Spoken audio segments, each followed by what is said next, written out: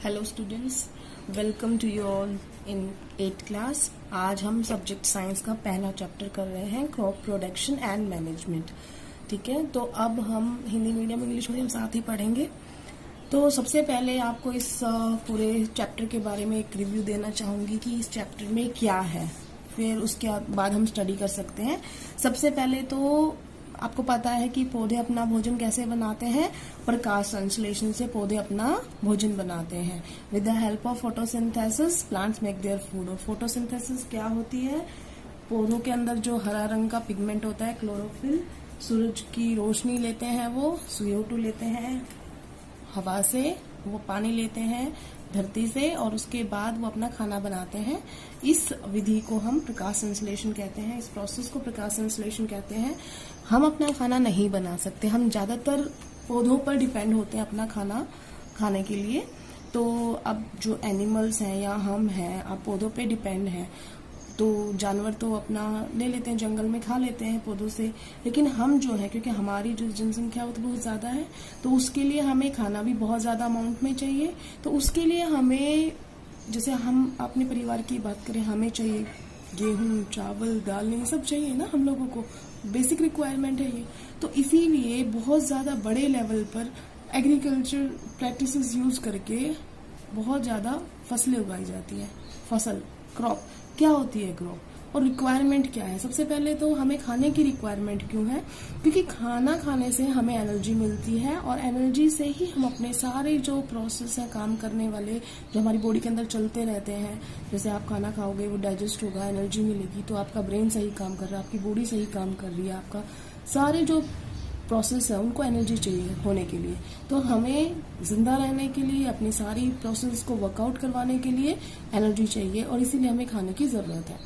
उसके बाद हम आते हैं कि क्योंकि हमें खाना बहुत ज्यादा बड़े लेवल पे चाहिए, तो इस वजह से बहुत सारी जगहों पर क्रॉप कल्टीवेट की जाती है, फसलें उगाई जाती हैं। और फसल होती क्या है? Crop when plants of same kind are cultivated at one place on a large scale.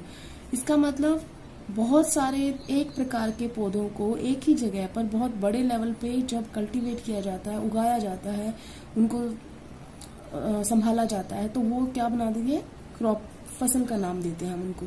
जैसे आपने देखा होगा, ज्यादातर रूरल एरिया से है, सबको पता है फसल क्या होती है। गेहूं की खेती करते हैं आप लोग, बाजरे की करते हैं। क्या करते हैं हम? खेत होता है, बड़ा सा खेत होता है, बड़ी जमीन होती है, उसके अंदर हम फसलें उगाते हैं। हम बहुत सारे टाइप के, अलग सेम टाइप के पौधे होते हैं, बहुत ज्यादा बड़ी संख्या में उनको उगाते हैं, तो वो क्या होती है? हमारी फसल होती है। अब फसलें जो होती हैं सीजन के हिसाब से बोई जाती हैं। जैसे आपको पता है गेहूं कब बोया जाता है, बाजरा कब बोया जाता है, उसी हिसाब से फसल के दो पैटर्न होते हैं जो हम मोस्टली फॉलो करते हैं। हमारे इंडिया में मोस्टली दो ही टाइप की फसलें उगाई जाती हैं, बीच बीच में भी उगा देते हैं, लेकिन मेन जो है वो दो हैं। एक होती है खरीफ की फसल और एक होती है रबी की फसल।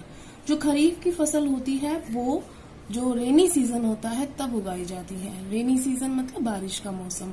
जो बारिश के मौसम जो इंडिया में है वो जून से लेके सितंबर तक बारिश का मौसम होता है, तो वो जून से लेके सितंबर तक उगाई जाएंगी। और वो कौन सी होती हैं? उनका एग्जाम्पल लिखा है मैंने, मक्का है, चावल है, सोयाबीन है, ग्राउंड नट है, कॉटन है, कपास जिसको बोलते हैं, ग्राउंड नट मूंगफली को बोलते हैं। तो ये सब किसके अंदर आएंगी? खरीफ की फसलों में। रबी की फसल कौन सी है? अभी जो सीजन कटाई का चल रहा है, आपको पता होगा कौन सा चल रहा है?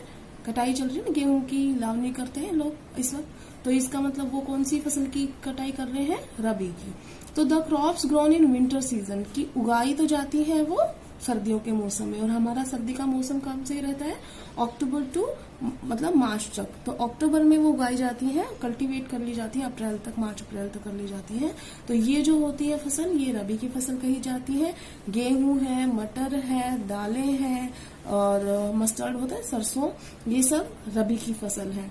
उसके बाद अब जो ये फसलें हैं ये किस तरीके से उगाई जाती हैं, इस पूरे चैप्टर में जो हम पढ़ेंगे वो इसी बारे में पढ़ेंगे कि फसलें कैसे उगाई जाती हैं, कि फसलों को उगाने के लिए सबसे पहले क्या करना चाहिए। तो एक समअप लिखा है अभी, ये पॉइंट्स को हम रोज स्टडी करेंगे अलग अलग एक्सप्लेनेशन के साथ। अभी फिलहाल आपको एक छोटा सा बताया है कि क्या है ये, कि जो फसल होती है उसको उगाने के लिए सबसे पहले क्या करते हैं?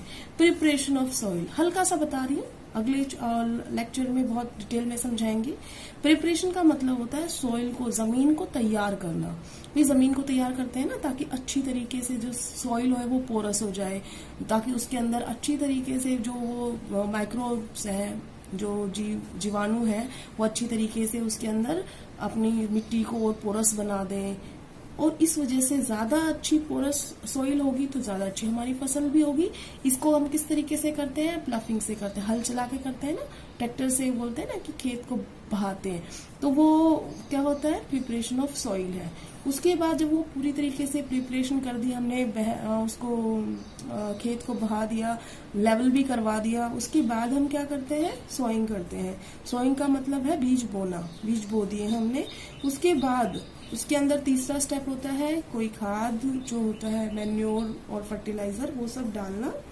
उसके बाद ये क्यों डाला जाता है? ताकि फसल के अंदर जो कमी है, जो सॉइल नहीं पूरी कर पा रही है, वो पूरी की पूरी फसल को मिल जाए, तो इसीलिए फर्टिलाइजर डाले जाते हैं ताकि न्यूट्रिएंट्स, पोषक तत्व उनको अच्छी तरीके से मिल सके। उसके बाद हम 4th पॉइंट पे आते हैं, इरिगेशन। और इरिगेशन का मतलब होता है पानी देना। पौधों में पानी देंगे तभी तो वो ग्रो करेंगे अच्छी तरीके से, तो फसलों में भी पानी देना होता है, इसको इरिगेशन बोलते हैं। उसके कई स्टेप्स हैं, आपको अलग अलग इरिगेशन के मेथड्स हैं, वो सिखाएंगे नेक्स्ट लेक्चर में। उसके बाद प्रोटेक्टिंग फ्रॉम वीड्स। वीड्स जो होती है उसको खरपतवार बोलते हैं, जो अनवांटेड प्लांट्स होते हैं, जो हमें नहीं चाहिए होते हैं। जैसे कोई बथुआ है, वो एक टाइप का क्या है? खरपतवार है। हमें चाहिए क्या?